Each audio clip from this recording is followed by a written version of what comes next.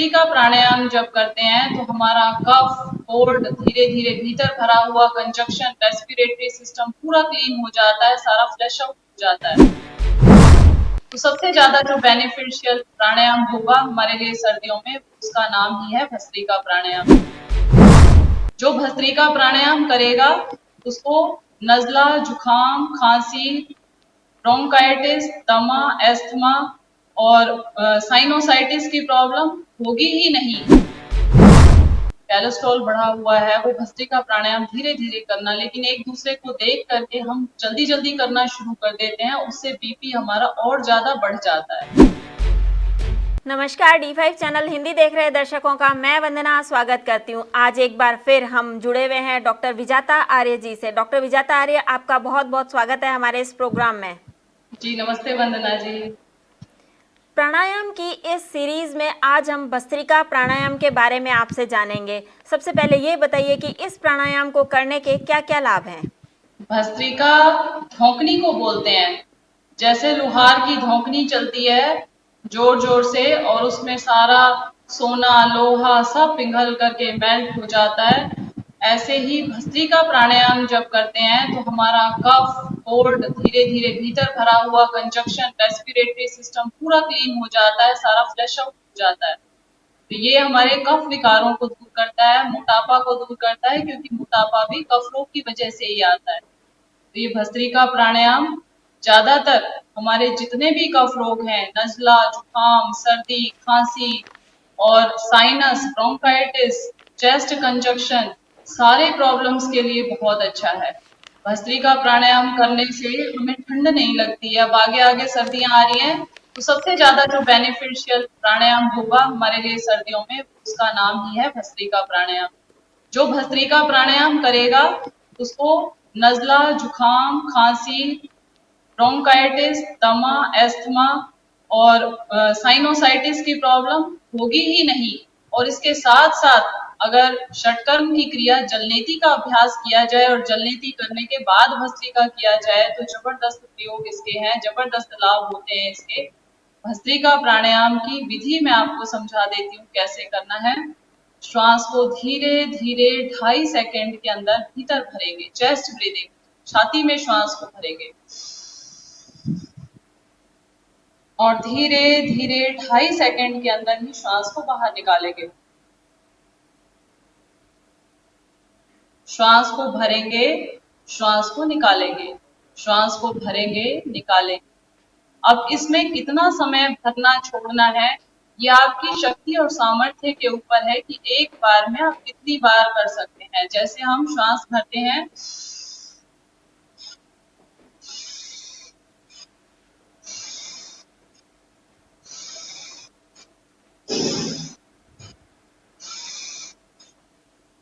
कपालभाति में और भस्त्रिका में अंतर यही होता है कि उसमें हम श्वास को बाहर फेंकते हैं फोर्सफुली और लेते हैं पीसफुली, लेकिन इसमें हम लेते भी फोर्सफुली हैं और छोड़ते भी फोर्सफुली हैं।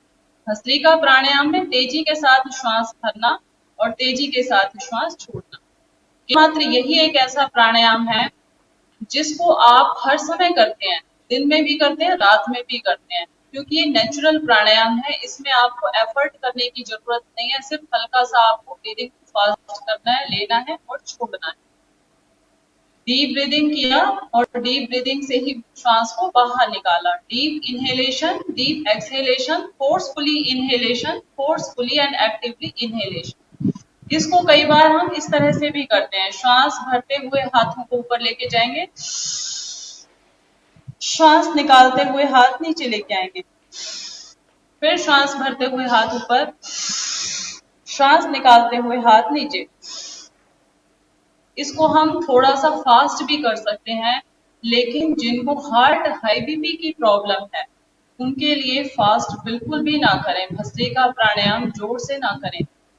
अभी कई बार ऐसा होता है, हमारी योग कक्षा चलती है और हम मना करते हैं, कंबाइन में सब लोग कर रहे हैं कि जिनको हार्ट हाई बीपी की प्रॉब्लम है, कोलेस्ट्रॉल बढ़ा हुआ है, वो भस्त्रिका प्राणायाम धीरे धीरे करना, लेकिन एक दूसरे को देख करके हम जल्दी जल्दी करना शुरू कर देते हैं, उससे बीपी हमारा और ज्यादा बढ़ जाता है।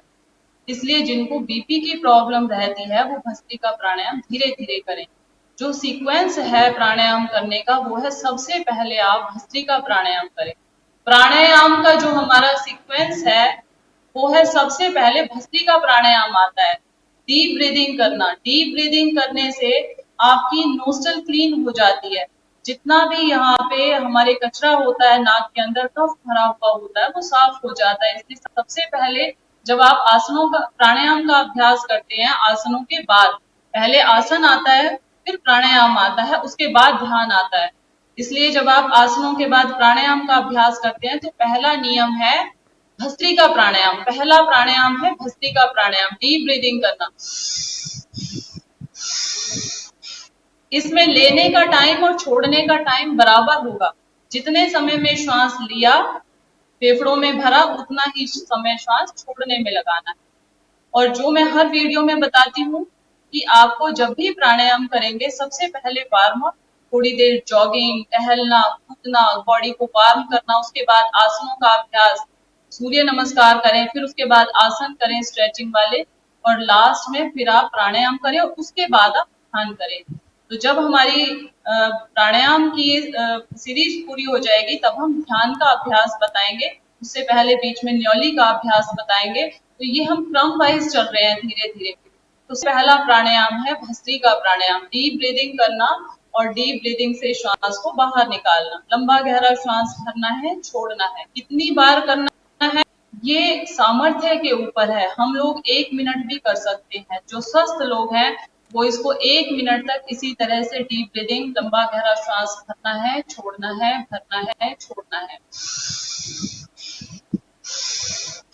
और फिर 1-1 मिनट करके 5 राउंड इसके बना सकते हैं। 5 राउंड करने के बाद आप पूरा श्वास बाहर निकाल दें।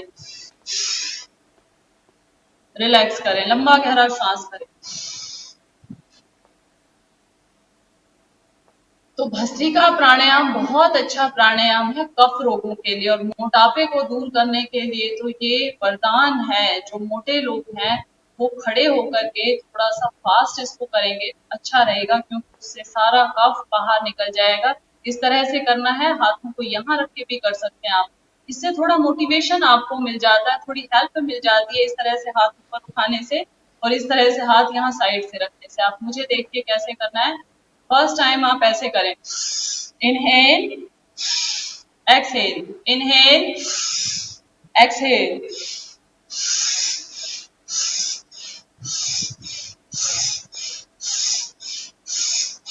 हाथ ऊपर रखते हुए आप थक गए हैं, साइड में रख सकते हैं।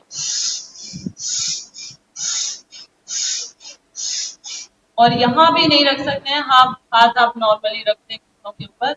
लंबा गहरा श्वास लें, लंबा गहरा छोड़ें।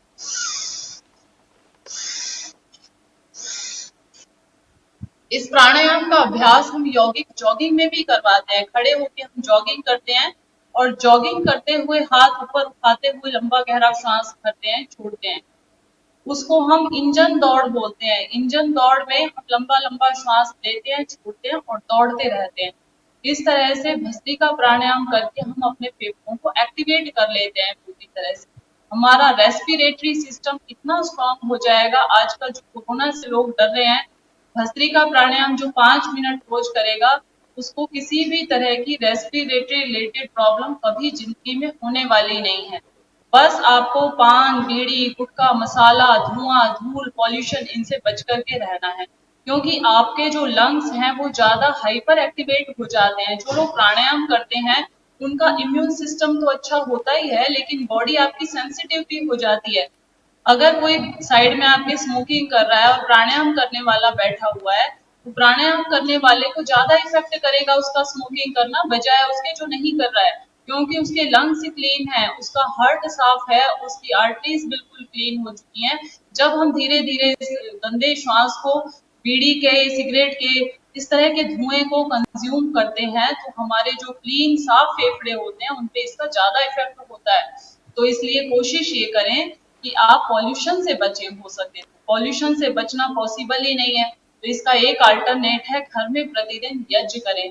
और हवन जब आप करते हैं तो आपके घर में ऑक्सीजन लेवल बढ़ जाता है। ये आज हम लोग नहीं कहते, क्योंकि हमारे देश में जो बात बोली जाती है उसको कोई सीरियसली नहीं लेता। ये अब विदेशी लोग बोलते हैं।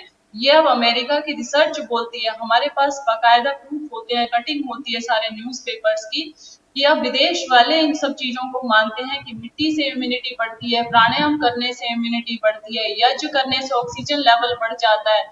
ये ऐसे सत्य हैं जो वेदों में हमारे हजारों लाखों साल पहले पहले से ऋषि मुनियों ने बता दिया था, लेकिन अब विदेशी लोग इस पे रिसर्च करते हैं और जब वहां से हमारे पास ये बातें आती हैं तब हम उस चीज को एक्सेप्ट करते हैं, तो ये हमारा बहुत बड़ा दुर्भाग्य है। इसलिए अपनी भारतीय संस्कृति को, यज्ञ, योग और प्राकृतिक चिकित्सा को अपनाइए और जीवन को नरक नहीं बनाना है। किसी भी तरह का रोग शरीर में हो जाता है तो जीते जी नरक भोगते हैं हम। मान लीजिए आपके शरीर में पार्किंसन, पैरालाइज्ड, इस तरह के रोग हो गए हैं, बैठे बैठे खाट में आपको रहना पड़ता है, दूसरों को बोलना पड़ता है उठा के एक गिलास पानी देना, तो जीते जी हमारा जीवन नरक बन जाता है। इसलिए यही स्वर्ग है और यही नरक है। अभी किसी को कहा जाए कि स्वर्गीय वंदना जी कहाँ हैं, तो आपको भी बुरा लगेगा कि वंदना जी तो जिंदा है और अपने उसमें ऑफिस में बैठी हुई हैं, लेकिन हम मान बैठे हैं कि यहाँ तो नरक है, कहीं मर के जाएंगे ऊपर तो हमें वहां स्वर्ग मिलेगा। लेकिन अगर आप फिट हैं, आपका शरीर स्वस्थ है, आपके हाथ पैर मजबूती से काम करते हैं, तो आप वास्तव में स्वर्ग में हैं। और इस स्वर्ग को अचीव करने के लिए आपको आसन, प्राणायाम, प्राकृतिक चिकित्सा, ध्यान, इनके साथ जुड़ना होगा, क्योंकि हमारा परम लक्ष्य ही है दुखों से मुक्ति पाना, हेयम दुखम अनागतम। इसलिए दुखों से मुक्ति पानी है तो सबसे पहला प्राणायाम भस्त्रिका करना शुरू कीजिए। जो भस्त्रिका करता है उसका रेस्पिरेटरी सिस्टम क्लीन हो जाता है। जिनको साइनस, ब्रोंकाइटिस की प्रॉब्लम 20-20 साल से दवाइयां खा रहे थे, ऑपरेशन करवा के आते हैं, बोलते हैं जी हमने ब्रोंकाइटिस का, साइनोसाइटिस का, नाक में हड्डी बढ़ी और ऑपरेशन करवा दिया था, थोड़े दिन बाद वही फंगस वहां फिर शुरू हो गई, फिर से हड्डी बढ़नी शुरू हो गई। अब डॉक्टर कह रहा है कि जी बार बार तो ऑपरेशन होगा नहीं, अब आप दवाइयां खाते रहिए। और दवाइयां खाने के बाद भी परेशानी इतनी ज्यादा बढ़ जाती है, सांस लेने में प्रॉब्लम हो जाती है, ब्रीदिंग की जितनी भी प्रॉब्लम है आपकी, भस्त्रिका प्राणायाम से सारी ठीक हो जाएंगी। लंबा गहरा श्वास भरना है, लंबा गहरा छोड़ना है, डीप ब्रीदिंग, कुछ नहीं करना, सबसे इजी प्राणायाम है ये भी। लेकिन ध्यान और सावधानियां इतनी ही रखनी है कि जिनका ब्लड प्रेशर बढ़ा हुआ है उनको धीरे धीरे करना है, सहजता के साथ करना है। स्टार्टिंग में कम करें, फिर धीरे धीरे बढ़ाएं। जैसे आपने आज ही प्राणायाम शुरू किया है और आपने भस्त्रिका, उधर बीपी भी बढ़ा हुआ था, कोलेस्ट्रॉल भी बढ़ा हुआ था और आपको हार्ट की समस्या भी थी और आपने तेजी से करना शुरू कर दिया, इधर माइग्रेन था, चक्कर आ रहा था आपको और आपने किया, पेट भी गड़बड़ था, गैस बनी हुई थी, पेट साफ नहीं हुआ था और भस्त्रिका शुरू करते ही उनको चक्कर आता है, आंखों के सामने अंधेरा छा जाता है, क्योंकि उनका बीपी और ज्यादा बढ़ जाता है। कर तो रहे थे स्वास्थ्य पाने के लिए लेकिन स्वास्थ्य खराब हो गया। इसलिए स्टार्टिंग जब भी करें पहले तो पेट की शुद्धि करें। पेट की सफाई कैसे होगी? बस्ती के द्वारा। बस्ती क्रिया करके आपने पेट की सफाई करनी है और उसके बाद हमने डीप ब्रीदिंग शुरू किया। और भस्त्रिका से पहले भी मैंने एक योग की क्रिया बताई थी, षटकर्म की क्रिया, जलनेति का अभ्यास करके करेंगे। और नाक में बेशक आप रात को बादाम रोगन या गाय का देसी घी 2-2, 4-4 ड्रॉप डाल लें, जिससे घृत नेति, इसको हम घृत नेति बोलते हैं, नाक में घी डालने को घृत नेति कर लिया, सुबह उठ के जल नेति कर ली और उसके बाद फिर हमने डीप ब्रीदिंग करना शुरू कर दिया, सुबह उठ के पानी पी लिया, पेट साफ कर लिया, फिर भस्त्रिका करेंगे तो अपने आप आपका रेस्पिरेटरी सिस्टम क्लीन हो जाएगा, सांस अच्छे से आएगी आपको। और जितने भी आजकल बहुत बढ़ रही हैं ये दमा से रिलेटेड, जिनको एस्थमा रहता है उनके लिए भी बहुत अच्छा प्राणायाम है। एस्थमा कहते हैं दमा दम के साथ जाता है, लेकिन प्राकृतिक चिकित्सा में दमा आपका 3 महीने के अंदर अंदर कैसा भी दमा हो जड़ से खत्म हो जाता है। समय लगता है, हर काम के पीछे समय, संयम, श्रम और शुल्क, के 4 एफर्ट आपको देने पड़ते हैं। आजकल लोग कहते हैं जी कुछ ऐसा काम बता दो कि टाइम ना लगे, क्योंकि गोली खाने में तो टाइम लगता नहीं है, वो जाते हैं बस गोलियां खाते हैं और लगता है कि हमारी बीमारी ठीक हो गई। इधर सुबह जल्दी उठना है, आसन प्राणायाम करने हैं, क्रियाएं भी करनी है, खाने पीने में भी परहेज करने हैं, तो लोगों को ये काम टफ लगता है, लेकिन ये वास्तव में बहुत ज्यादा शॉर्ट रास्ता है, बहुत ज्यादा सुगम और सरल रास्ता है जो आपको अपने उद्देश्य की तरफ लेकर के जाता है। और वो रास्ता जिसे हम छोटा समझ रहे थे दवाइयों वाला, वो आगे जाकर के आपको बहुत लंबा रास्ता हो जाता है। लोग नजला जुकाम के लिए दवाई खाते हैं, फिर ब्रोंकाइटिस और साइनोसाइटिस हो जाता है, फिर धीरे धीरे वो एस्थमा में कन्वर्ट हो जाता है, गले में टॉन्सिल्स बन जाते हैं, ये सारी परेशानियां आपकी भस्त्रिका प्राणायाम करने से ठीक हो जाती हैं। लंबा गहरा श्वास लेना और छोड़ना, धौंकनी, लोहार की धौंकनी की तरह श्वास भरना है। जो पूरी तरह से स्वस्थ हैं वो तेजी के साथ भी करेंगे तो उनको ज्यादा परेशानी नहीं होगी, लेकिन इतना एफर्ट इतना गलत तरीके से हम करें ही क्यों जिससे नुकसान होने के चांसेस बढ़े। इसलिए धीरे धीरे भरें, धीरे धीरे छोड़ें।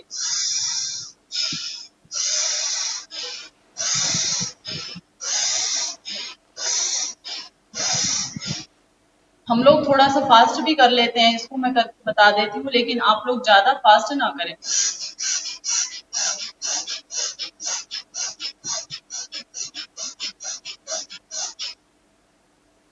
ये फास्ट था, लेकिन जो पूर्ण स्वस्थ हैं, जिनका खाना पीना दिनचर्या ठीक है, दिनचर्या का पालन करते हैं, जो बहुत ज्यादा श्रेणी के योगी होते हैं उनके लिए बढ़िया है।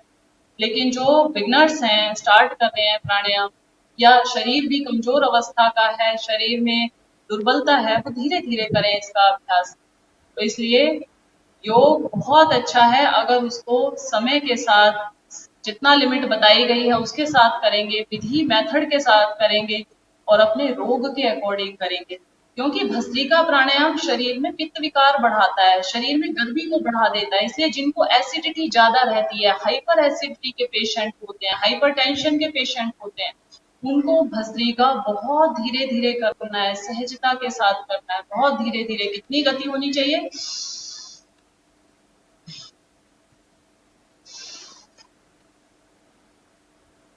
बहुत सहजता के साथ, धीरे धीरे, slowly slowly inhale, slowly slowly exhale, शांति के साथ, सहजता के साथ।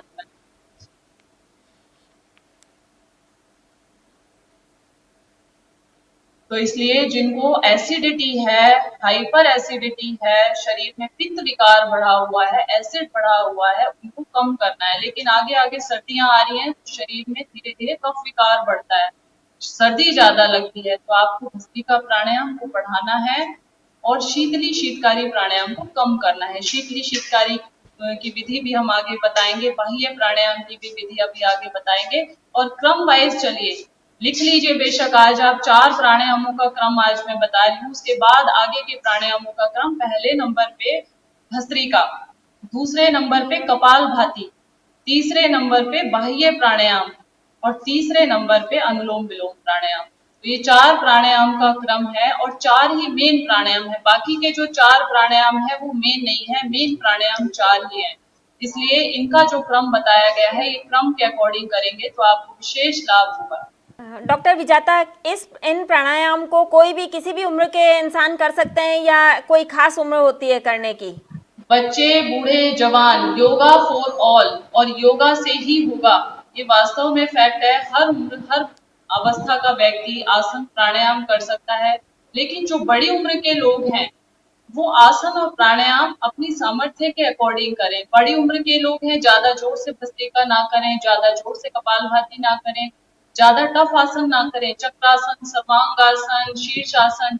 बड़ी उम्र के लोगों के लिए सूक्ष्म व्यायाम, कटी चालन, मरकट आसन और हल्की फुल्की जॉगिंग, हल्की फुल्की वॉक, ये काफी रहता है। अब हम अपने उम्र के हिसाब से, अपनी सामर्थ्य के अकॉर्डिंग, या तो आपने बचपन से अभ्यास किया हुआ हो तब आपको बड़ी उम्र में कैपेसिटी होती है आपकी करने की, लेकिन बचपन से अभ्यास नहीं हो और आप एकदम से ज्यादा कर लेंगे तो हार्म हो सकता है, नुकसान हो सकता है। इसलिए धीरे धीरे शुरुआत करें, फिर उसको धीरे धीरे अभ्यास को बढ़ाते जाएं। बचपन से शुरुआत कराइए, क्योंकि बच्चों का ही समय होता है सीखने का। बड़े होने तक तो बहुत सारे रोग लग जाते हैं, बहुत बीमारियां आ जाती हैं, उसके बाद शुरू कर देते हैं। इसलिए योगा मेंटेन रखने के लिए है, जिसके अंदर कोई रोग नहीं है, और रोग ना आए, prevention is better than cure. इसलिए रोग नहीं आए, इसलिए प्राणायाम करें। आने के बाद तो फिर मजबूरी हो जाती है कि आपको करना ही पड़ता है। डॉक्टर विजाता, आप हमारे साथ जुड़ी, आपका बहुत बहुत धन्यवाद। थैंक यू सो मच वंदना जी। अगले एपिसोड में आपसे फिर मुलाकात होगी, तब तक के लिए नमस्कार।